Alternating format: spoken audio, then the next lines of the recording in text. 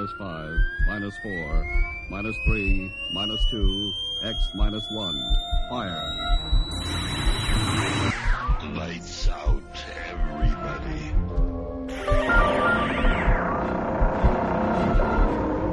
The creaking door.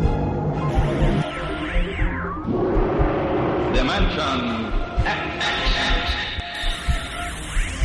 Inner Sanctum Mystery. X minus 1. Dark fantasy.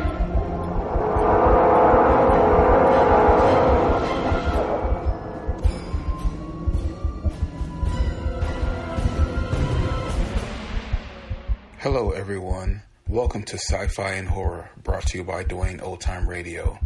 Sci-Fi and Horror features some of the best programs from the golden age of radio, including X-1, Orbiter X, Dimension X, it's a lot of X's, Lights Out, Ray Bradbury, Dark Fantasy, and many, many more. Before we start today's sci-fi and horror thriller, if you enjoy what I'm doing, let me ask you to subscribe to my channel. Subscribing is 100% free, and you will receive notifications on new posts. Lastly, if you have a moment, please write a short 1 or 2 sentence review or give a rating on your preferred podcast service. A positive review or rating would help me out a lot. And now, on to the show. And again, thank you for your support. Hope you enjoy. We're going to do something a little different for this week. For those who remember, I remember, even though I was a little kid at the time, I don't really remember the program, but I remember the toys. This is from the old 1970s TV series called Space 1999. It aired on TV for 2 years. These recordings are from actual records that were produced from a label called Power Records, and they did a handful of adaptations from the TV show Space 1999. We're going to air the first 2 recordings, which is Breakaway and then Depths Other Than Dominion. The records came out in 1975, I believe. We're going to go with that, 1975. Again, 2 weeks in a row, I ran on really long, and I apologize. I try to keep these as short as possible.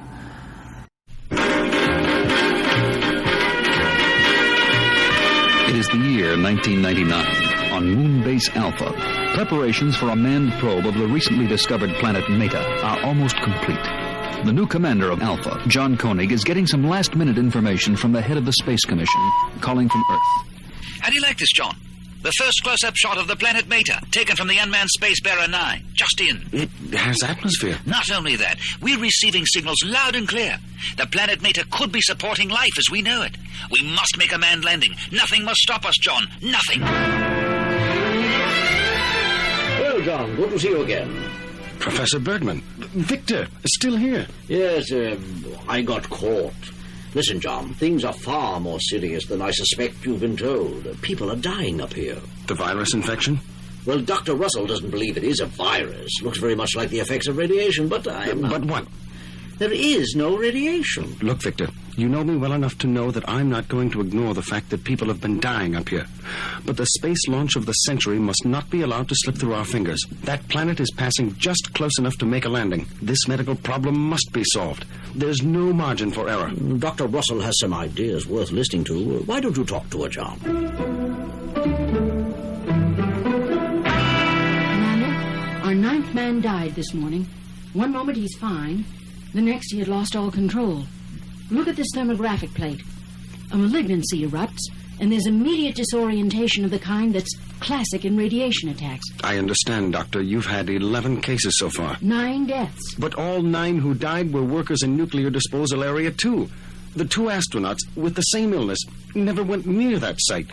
It's inconsistent. There's another inconsistency. There is no radiation in Area 2. What about the backup crew?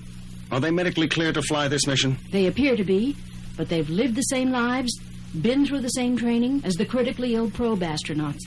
I can't guarantee that they won't be affected. 3 days, or 3 months out in deep space. Dr. Russell, the 2 astronauts. Come quick. Well, Doctor? It's over. They're both gone.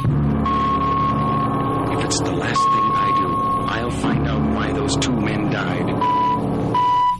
Paul, I'm going to recheck the radiation levels of Area 2 myself. Get an eagle ready.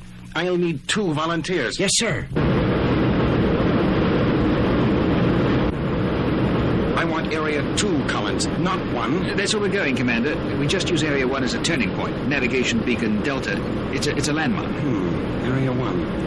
This was the first nuclear waste area up here. Has it been used since I left Victor? No, John, they've moved on to Area 2. This one hasn't been used for 5 years. How's it holding up? All right, according to reports. Constantly monitored, no radiation. All right, Collins, let's move on to Area 2. Landing at Area 2, Collins and Jackson go out on foot to check the radiation levels, while Koenig and Professor Bergman stay in the area monitoring depot. Point 1, check complete. Radiation normal, no leakage. We're going on to point 48. All right, Jackson. Section by section, the 2 men check every part of Area 2. Commander, point 48, check complete. Radiation normal. That's it, sir. All okay out here. All right, Jackson. Thanks. Get out of there as fast as you can. That seems to prove that the radiation can't hurt, within safe limits. Whatever killed our men was not radiation. Seems not. Commander, I've got to get out of here. All right, Collins. We're leaving soon. No! Got to get out! Stop him! He'll kill us all! Collins suddenly goes berserk, but after a brief but fierce struggle, is overpowered. On returning to Alpha on the light side of the moon, Koenig asks for the flight records of the dead astronauts. I checked the flight record as you asked, Commander. Listen to this. There's a 2-minute blankout on the flight recorder over navigation beacon Delta, Area 1. That's where Collins took us on our way to Area 2. Does he always fly that route? 5 or 6 times a week. And the probe astronauts? Made their training flights at the dark side of the moon in that general area regularly. Commander? Yes, Sandra. There's a steep rise in heat level, disposal area 1. All indications show that the radiation level is normal, but the heat continues to rise. Heat without radiation, without atomic activity. Put Area 1 on the screen, Paul. Yes, sir. Look at that. Lightning, surface fires. Victor, any ideas? As a matter of fact, yes, John. I've been looking at this monitoring device from the old Area 1. It was used to record the magnetic output of the artificial gravity system out there. When the area was closed down, it had nothing to record. But now, look at it. A 20-fold increase in the magnetic field. We've been obsessing with radiation. Wrong. What we are facing is a new effect. Magnetic energy outputs of unprecedented violence, arising from the atomic waste deposited on the dark side of the moon over the years. Magnetic energy responsible for the flare-up that's Area 1. Magnetic energy causing brain damage and bringing death to 11 men. The probe astronauts went over there daily, as did Collins in the shuttle. Then we've all been exposed to it, since we've all been to Area 2, and to get there we had to pass over Area 1. There could be a cumulative effect that could... There's even a bigger problem. Area 1 burnt itself out in a huge magnetic subsurface firestorm. What if the same thing happens in Area 2? Paul, let's get an eagle out there immediately to monitor magnetic levels. I won't be responsible for any more men out on the surface in these conditions. Neither will I. We'll do it by remote control and follow it on the screen. Radiation normal. Magnetic field 0. Okay, Paul, she's approaching Area 2. Sit her down. Easy does it.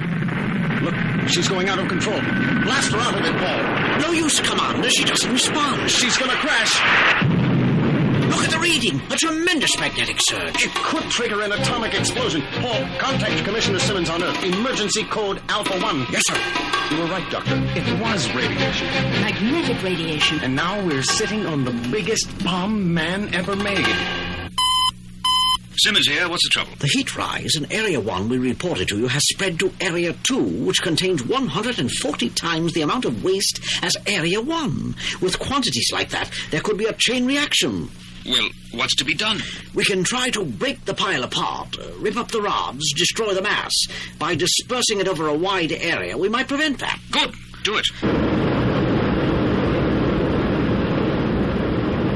The first 6 eagles are moving into the area now, Commander. All right, Paul. Let's see it on the screen.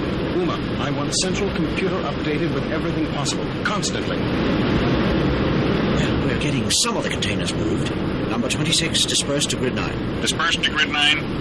How does it look, Paul? We've had navigational failures on 2 of the ships. They've returned for replacement. That means the magnetic field is probably expanding. Tell the others to increase altitude. Right. Main mission to all Eagles, increase altitude. Captain Carter. Yes, sir? Carter, do you have an extra ship available? No, sir, they're all committed. Then take Eagle 1 into orbit. Report how things look from there. Right. Sandra, what are the readings? Heat level holding. Magnetic field fluctuating. That's what worries me. What are the chances of getting it under control, Victor? Too early to tell. Eagle 1 to Alpha. Go ahead, 1. Liftoff complete. Trajectory computed and programmed. We'll be in orbit in 2 minutes. Okay, Alan. Levels seem to be holding. If only they can... Commander! It's going up! Paul, abort the mission. Main mission to all Eagles. Return to base immediately. Repeat, return to base immediately. Suddenly, all aboard Alpha Moon Base are hurled to the floor and held there as though pinned down by a huge invisible hand. I can't move. G-forces. We're moving. The moon is moving. Alpha, can you hear me? This is Carter in Eagle 1. Do you copy? Alpha, I'm not receiving. Maybe you're receiving me. The moon is going out of orbit. It's moving away from Earth. Carter, I read you. Can you hear me? Commander, thank God you're okay. What's happening down there? We've got preventive G-forces. Can hardly move. But we seem to be decelerating. Down to 3 Gs now. Yes, we're compensating. You see, the whole waste disposal area has been acting like a gigantic rocket motor, pushing us out of orbit. But if it has stopped fissioning, we shan't be accelerating anymore. Carter, did you hear that? Yeah, loud and clear. Can you make it back to the base?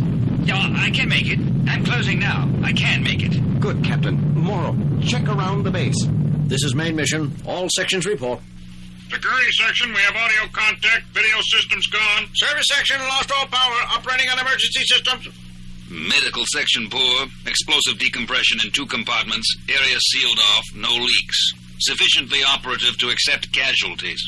The big question now is, can we make it back to Earth? Uma, consult the master computer. I want a readout on contingency plan Exodus. Yes, sir. Emergency Operation Exodus, indefinite patterns. 1, moon on unknown trajectory. 2, constantly changing G-forces due to movement away from Earth. 3, insufficient data to compute flight plan. Human decision required. Attention, all sections, Alpha. This is Commander John Koenig. As you know, the moon has been blasted out of orbit, and we have been completely cut off from Earth. We have power, environment, and therefore the possibility of survival. If we should try to return to Earth without full resources, I believe we would fail. Therefore, it is my judgment we do not try. Paul, what about our communications with Earth? Any chance of restoring contact? Very little, sir. We've lost all direct communication. All I can get is this video report being broadcast on Earth. Put it up on the big screen. The totally unforeseen accident on the lunar surface has caused very serious repercussions here on Earth. Due to gravity disruption, there have been violent earthquakes in the United States, Yugoslavia, and southern France, with enormous damage to life and property. The International Lunar Commission holds out little hope for the rescue of the 311 men and women on Moon Base Alpha. The moon's acceleration away from Earth has put it beyond the reach of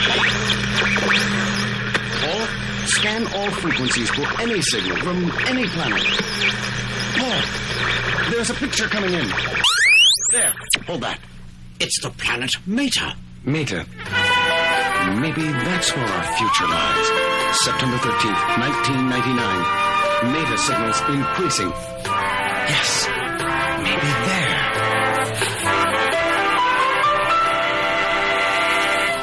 Space, 1999. We are in a communications center housed in a cave of ice beneath the surface of a frozen, mist-shrouded planet somewhere in space. Dr. Cabot Rowland, dressed in fur, sits before the computer studying a printout. Fascinating. Absolutely fascinating. Say I was right. Admit Jack Tanner did tell you, did prophesy long before you heard from that eyeless instrument. Yes, Jack, you were absolutely right. But tell me sensibly how you could foretell that a heavenly body like Earth's moon was approaching our planet. Not like it. It is the Earth moon, that self-same orb whose unforgiving eye beheld the birth of Caesar and no doubt your own. Noting Rowland's skepticism, Tanner angrily presses buttons, activating the main viewing screen. By heaven, Jack, you are right. That is our moon, the Earth moon. We've got to contact them. While in main mission aboard Moonbase Alpha, Captain Koenig is listening to a report on the strange planet he is observing on their screen. Codenamed Ice Planet. Has atmosphere, but temperature drops to 200 degrees below zero. Sounds like a marvelous cold storage plant. Commander, I have a signal from the ice planet, a human voice. Hello out there. Hello, Alphans. We have a life here, a long life that you could share. A long lane and no turning. Ultima Thule is a lost paradise. Come. Lost with no final end. Stay away, stay away. Strange invitation, I must say. What do you think, John? What do I think? Ultima Thule, here we come. Soon, Eagle One, with Koenig, Bergman, Helena, and Carter aboard, lands on the forbidding new world. Remember, if you get lost, the Comlock locator beam will bring you back to the Eagle, okay? Right. Let's go. At that moment, in the ice palace beneath the surface, half-mad Jack Tanner, head lifted high, bays like a wolfhound. Be quiet, Jack. I am the dog that bays the moon who sets her cats among your pigeons, Doctor. Another prophecy? Merely an inclination of my ear in the right direction. Observe. He turns a switch on a panel. They've come! They've come! Rowland jumps to the console and calls. Alphans! Alphans! Go home! Alphans!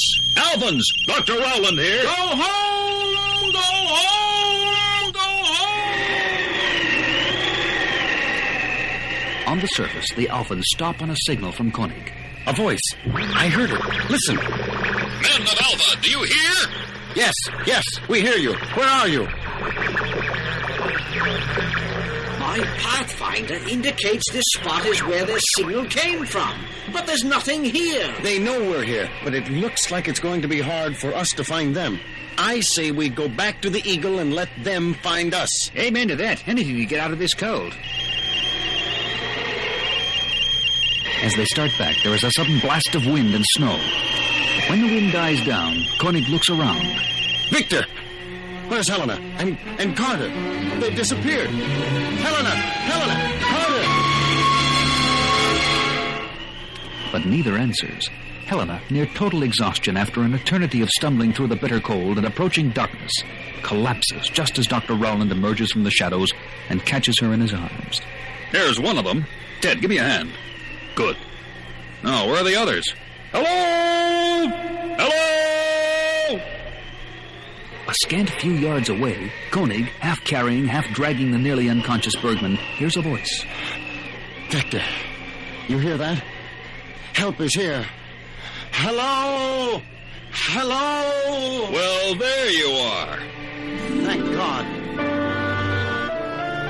Koenig, Bergman, and Helena are taken inside a vast dome-like cavern made of ice bricks, stalagmites, and stalactites. This is the Ice Palace. At its heart, a great glowing fireplace of crystals. Rowland's voice bellows through the huge room. Come on, everyone! Beds, warmth, and hot toddy for our guests. And the 7 men and 7 women inside quickly tend to the needs of the new arrivals. Koenig is the first to revive. Helena, where is she? Right over there. Bergman? He's safe, too. Carter, where's Carter? Carter? I didn't know there was another... He's still out there. I must find him. No, not you. We'll do it. Ted, take every man. Search for this fourth Alphan to the limit of your endurance. Meanwhile, Carter, alone in the unmercifully cold Thulian night, stumbles, falls, crawls forward, till suddenly he touches something solid, metallic. The Eagle! The Eagle! Stumbling up the ramp, he collapses just as the door closes behind him. Later, in the Ice Palace, Helena and Bergman have awakened and are listening to Rowland in amazement. The planet is Ultima Thule. Our people are from Earth. Survivors of the Uranus expedition of 1986. The last we heard of the Uranus probe was Jack Tanner's report that the ship was breaking up in a proton storm. And that was some 13 years ago. Oh, the ship did go out of control. We traveled at unbelievable speed to the farthest limit of the then-known universe and beyond. Finally, crash landing here. We were... the search party is back. What luck, Ted? No luck. Carter doesn't have a chance out there. We'll search again by daylight, though regretfully I must say it looks hopeless. Just before dawn, with everyone else in the ice palace still asleep, Rowland slips into the communications room. Turning on a switch, he hears... Main mission calling Eagle 1. You must lift off immediately. Icing conditions are worsening. Come in, Eagle 1. Alpha calling. Rowland reaches into the panel, deliberately shorts a circuit, and Morrow's calling goes dead. He quickly closes the panel, turns at the sound of footsteps, and sees Koenig approaching. We must speak to Alpha. I've been trying to reach them. Listen. Hello, Alpha. This is Ultima Thule. Do you copy? See, perhaps it'll clear later. Then we must get to the Eagle. Maybe we can contact them from there. Come on. Rowland is leading Koenig and a group of fur-clad Thulians on a search for the Eagle, when suddenly... Listen! The Eagle! Then Carter made it. He's all right. There it is. It's taking off. Alan! Alan! Stop! We're alive! Thank heavens he's safe. Yes, but the moon will be in range of this planet for only 5 more days. We have to let Alpha know we're alive. Alive? Commander Koenig, you haven't begun to live yet. Come. Back in the ice palace, the Alphans listen spellbound as Rowland explains.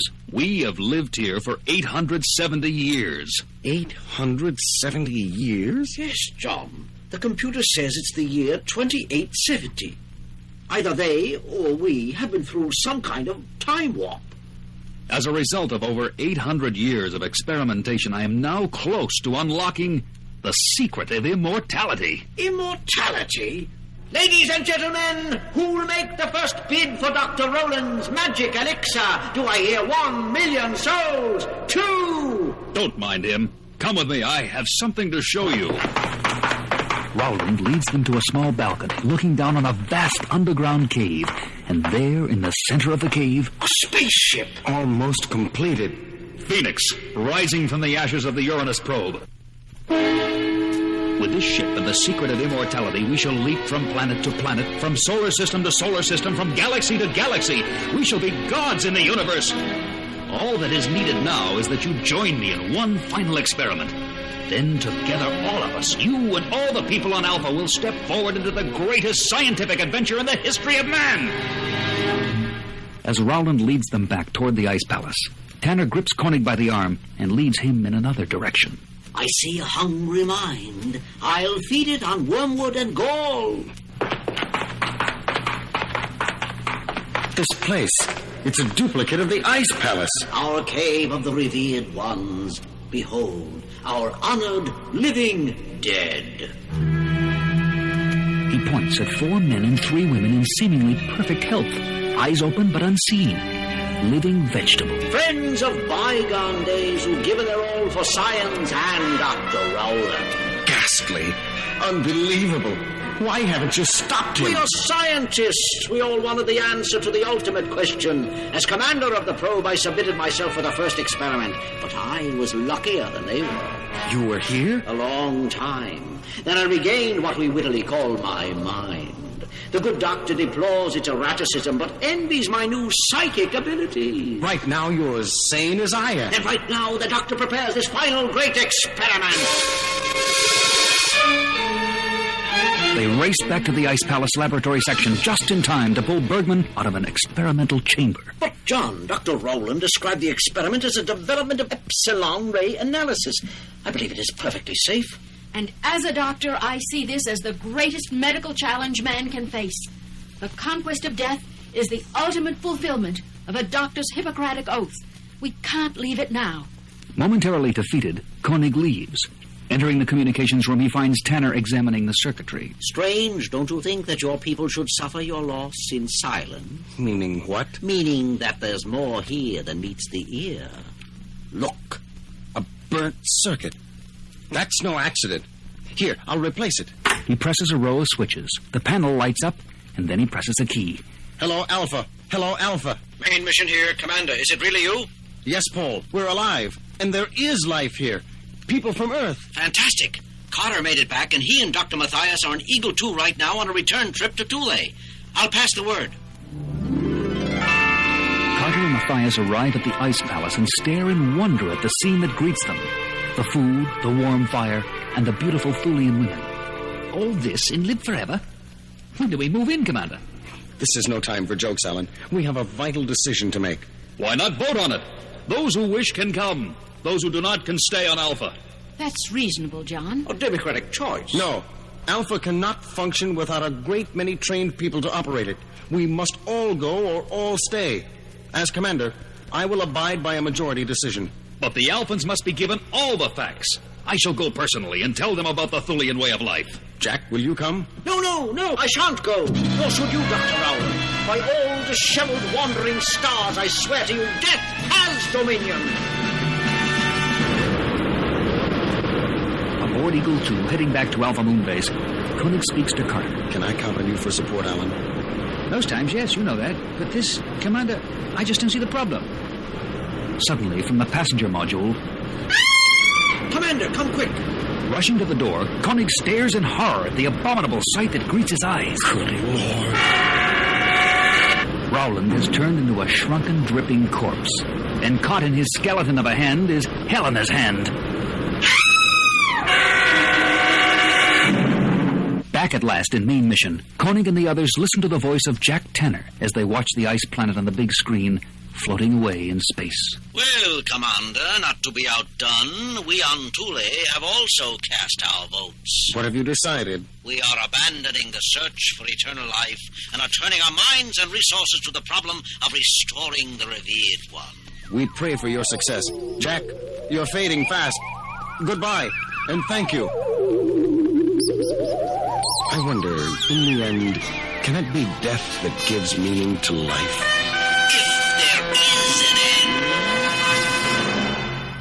The year, 1999. The place, the moon. We are in main mission, control room of Alpha Moon Base, as Earth's great satellite blasted out of orbit by a tremendous explosion of nuclear waste materials buried beneath its surface, rockets through space on a journey into the unknown. On the big screen, an alien spaceship. Look at that. It's 50 miles long, 2 miles wide. 100 square miles of ship. She's sending out some kind of signal. A computer report ready, Kano? Yes, sir. A signal decoded. It seems to be a recorded message. Emergency! Emergency! This is the commander of the spaceship Daria. A major catastrophe has occurred. Large areas of our ship are devastated. Thousands of our people are dead. We who survive will perish without urgent medical and material aid. Emergency! Emergency! This is the commander of the spaceship Daria. A major catastrophe... Commander Koenig. What is it, Morrow? We're picking up life signs. What do you think, Dr. Russell? It may not be too late, John. Victor? I agree. Okay, we'll need a team. Morrow, you assess material damage. Victor, scientific. Helena, medical. Security, Lowry. Carter, get Eagle 1 ready for immediate launching. As the Eagle moves alongside the alien ship, it passes one of several pod-like constructions connected by long, transparent cylinders to the main structure. Suddenly, the pod glows and the Eagle shudders, loses velocity, and is drawn inside, coming to rest at an airlock in a vast area, showing signs of damage to the overhead structure. Well, at least the computer can still function. What have we got, Victor? Breathable atmosphere outside, a power source somewhere. What cut off our communications? Radiation distortion. Radiation? Yes, Helena. The ship is saturated with atomic radiation, but it's too weak to harm us. Anything living here? I'm getting life signs. There is life somewhere on this ship. Okay, let's find it. Walking out of the Eagle into the airlock, they see 2 corridors going off at an angle to each other. One clear, the other cluttered with debris. These corridors are bound to connect with the main areas of the ship. Paul, you and Alan take that one. Right. Victor, you and I will take this one. Right. Helena, you and Lowry stay back here close to the Eagle. If we can't make contact with the Darians, we'll rendezvous back at 1600. As the 2 search parties disappear into the corridors, Helena and Lowry discover a hidden 3rd corridor and decide to investigate. Looks much shorter than the others. Wonder what's around that corner. Let's take a look. I don't know. We're supposed to... Wait, what's that? Suddenly, two figures, no larger than children, come running around the corner and stop short at the sight of Helena and Lowry. They are mutes. One male, the other female. They keep looking back over their shoulder, their eyes bulging with fear. What is it? What's the matter? They're mutes. Can't talk and scared to death of whoever's making that noise. As the sound of the pursuers comes closer, the female mute whimpers and runs forward to fall at Lowry's feet. The male mute dashes past them into the airlock where the eagle rests. Uh-oh, trouble. They're humanoids. 6 of them. Yeah, but look at them. Like out of the Stone Age. Dr. Russell, move back slowly, then break for it. Okay. But as they move, the 6 aliens, led by one called Hadeen, charge forward. Helena, Lowry, and the mute are quickly subdued and taken back to the ship settlement area, once a vast hydroponic garden. Now the home of these people, known as the survivors. Hadeen speaks. Call the old one. Now what? Look, that old man. Like some kind of priest. They're making a circle around him. And they've dragged the mute out to him. The old man looks at the female mute, runs his hand over her face, draws in his breath and shouts, "Mute!" As the crowd roars, 2 survivors rush in, grab the mute and drag her over to a sort of shrine at the edge of the clearing. On the wall behind them is a large portrait. Below the portrait is a man-sized cavity with transparent doors. They're putting her in that hole in the wall. And locking the doors. She's sealed in. Suddenly, a survivor beside a control panel nearby, at a signal from Hadeen, presses a button. The sealed cavity glows with intense light, and the body of the mute evaporates. Good Lord! Like a pagan sacrifice. A sacrifice to that portrait, like it's a god. Now, you. Hadeen points at Lowry. No! And 2 survivors seize him and drag him in front of the old man. Running his hand over Lowry's face and arms, he takes one of Lowry's hands in his. Suddenly he stops as he discovers a joint in his index finger is missing. Mute! Horrified, Helena watches as Lowry is sealed in. The button is pressed and the cavity glows with the light of death.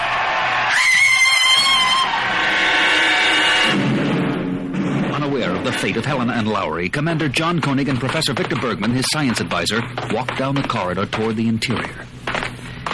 Approaching an intersection, they stop as they hear someone coming. I think we've got company. Koenig draws his laser gun, and cautiously they move forward. Suddenly, they are blinded by 2 beams of light. Please, turn off the lights. We are friends. We've come to help. Ah, that's better. Just 2 of them, dressed in radiation suits. My name is John Koenig, commander of Alpha Moon Base. This is my science advisor, Victor. Before he can finish the sentence, the 2 figures suddenly fire their laser weapons. Koenig and Bergman crumble to the floor and are carried off. Koenig awakens later to find himself in a rest area and sees a woman looking at him. Who are you? I am Kara, director of reconstruction on this ship. We heard your signal and came to help, and you attack us. We had to be sure of your intentions, and now we know. As for that signal, it was automatically triggered when one of our nuclear reactors exploded more than 900 years ago, devastating most of the ship. We are unable to cut it off. 900 years? Only this small area of the ship was shielded. Out of 50,000 Darians, only 14 of us survived. But come, you will meet our commander and learn more. Where is my friend Bergman? He is all right. We will take him with us. Soon they are in the command center. Welcome, Commander Koenig. You too, Professor Bergman. I am Niemann, commander of this ship. Have you found the rest of my people? Patience, Commander. We are few, and as you have seen, the ship is large. But we will find them. I shall personally supervise the search. Thank you.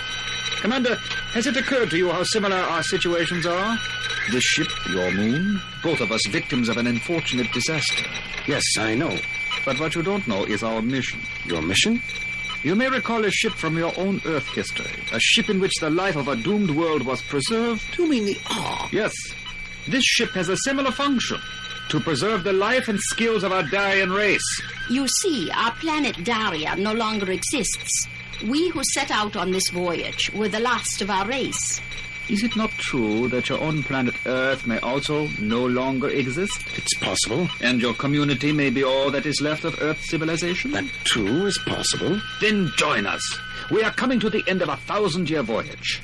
Our main drive is undamaged, and the ship is programmed to reach our destination, a virgin planet where the Darian civilization can begin again. Share our future on the new world. Meanwhile, Paul Morrow and Alan Carter, the other two members of the Alphen party, reach a dead end of wreckage and debris in their corridor and turn back. Finding Helena and Lowry gone, they discover the frightened male mute hiding in the Eagle and convince him to lead them to the settlement of the survivors. They arrive just in time to see Lowry sealed in and disintegrated. Too late to help him. Poor Lowry. I hope Dr. Russell... Look, there she is. That old man in front of her, running his hands over her face, her arms. He's turning to the crowd. He's going to speak. Clear! They're taking her over to that shrine, putting some kind of ceremonial robe on her. The old man's walked over to her. Looks like he's going to pray or something. Here in the sacred shrine of knowledge, we dedicate this perfect body and maintain that she is free of the mute, whom we abhor in all his manifestations. I don't like the sound of this. And this we pledge on the sacred book of Niemann, maker of men, father of spirits. To you, Niemann, we, the survivors, pledge this offering. Adine, their leader, walks to the wall, presses a button, and a door opens through which walk two Darians encased in grotesque radiation suits. They're pulling Dr. Russell toward that door. Okay, let's go. Set the lasers on stop. Charging into the group of survivors, Carter and Morrow dash out to rescue Helena. Alan! Paul! Fighting against hopeless odds, Carter drops one of the Darians, but is himself brought down. The other Darian goes through the door, dragging Helena with him. Morrow gets through the door just before it closes, but Helena and her captor had disappeared. Meanwhile, in a computer room somewhere in the area ahead, Koenig and Bergman study data sheets from the Darian computers. I think I've located the airlock mechanism. We should be able to fix it for controlled entry and exit. Victor, what's wrong? I think I've discovered how the Darians have kept themselves alive for 9 centuries. I wondered about that. They seem as human as we are. Their food requirements are the same as ours, but this list of their resources shows no basic proteins, no amino acids or trace elements, no enzyme variants. They can't support life on these. Have you checked the recycling plant? Yes, every one of these essential elements is present, and they're being constantly renewed. But if they have no reserves on the ship, how? There is only one possible source: human bodies. Walking out into the corridor on their way to confront Kara with this terrible discovery, they are surprised and delighted to see Morrow. Paul, you're safe. But where's Helena? They've captured her. I've been following them but lost them. She must be around here somewhere. And Lowry? Carter? Lowry's dead. I don't know about Carter. Morrow tells them about the events in the survivors' settlement. The survivors. So that's where they get their basic elements. That disintegrator must be part of their recycling system. Come on. We've got to get Dr. Russell. Walking back to the command center, they see Kara. Koenig grabs her, clamping his hand over her mouth. Listen carefully, Kara. We know how you have used those people out there. But now you have taken one of our people, a woman. Tell us where she is, or we'll take this place apart. Kara leads them to a room that looks like a cross between an operating room and a morgue. Look at those bodies. 4 of them. On mortuary tables. Commander, look over there on that table. Dr. Russell. They see Helena strapped down, wires attached to her unconscious form. Kara, if you've harmed her... Let me go. I can still save her. Kara rushes forward, presses a switch on the panel at the side of the bed, and a green light flashes on. She will be all right. Helena, are you all right? I think so. Where am I? Yes, Kara. What is this place? We Darians are sterile. Ever since the catastrophe, we have had to prolong life by artificial means. Transplant surgery? This is a transplant room. So that's how you prolong life. And was this the future you had in mind for us? Yes! Niemann! Niemann and another Darian stand in the doorway with drawn weapons.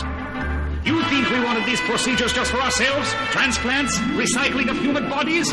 Our mission is to survive the voyage, not for ourselves, but for the Darian gene bank. Gene bank? Containing the undamaged genetic material of our race. With it we can build up our race again. Pure, healthy Darians. For the last time, I ask you, John Koenig, join us. No way. Then we have no alternative but to... Neiman, Hadeen and his survivors. They have broken into the command center. The command center? Led by one of the Earth people. Must be Carter. He made it. When Morrow last saw Carter, Alan was lying unconscious near one of the two Darians who had come for Helena. On awakening, he seizes the Darian's gun, makes him admit the Darians were just people, and that Neiman, whose portrait hung over their shrine, was no god. He then forced the Darian to lead them all to the command center. There it is, Hadeen, the home of the false spirits. As the survivors overwhelm the few remaining Darians, Hadeen looks at the precious Darian gene bank. He picks it up just as Neiman rushes in. No, put it down! Neiman rushes over to take the panel of glistening clusters of fibrous materials from Hadeen. Let go! Not recognizing his attacker, Hadeen lifts the gene bank and brings it crashing down on Neiman's head. As the gene bank shatters over the dead body of the Darian commander, Hadeen suddenly recognizes the face of his former god.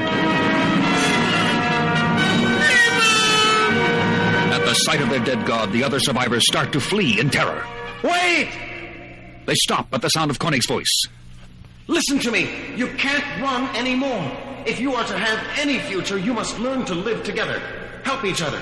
With Neiman dead, what future do I have? These people, the survivors, are your future, Kara. You and Hadeen, working together, can prepare them to survive the voyage. We will help. The rest is up to you. Both of you.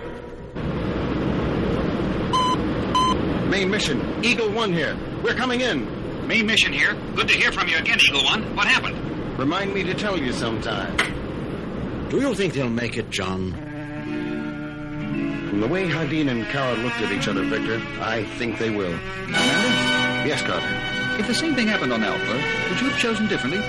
Let's hope I never have to make that choice.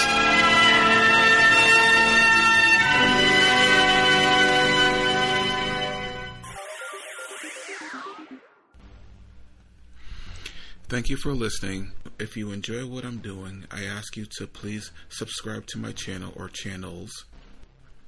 Well, hope you enjoyed, and until next time, stay safe, wish you well, peace.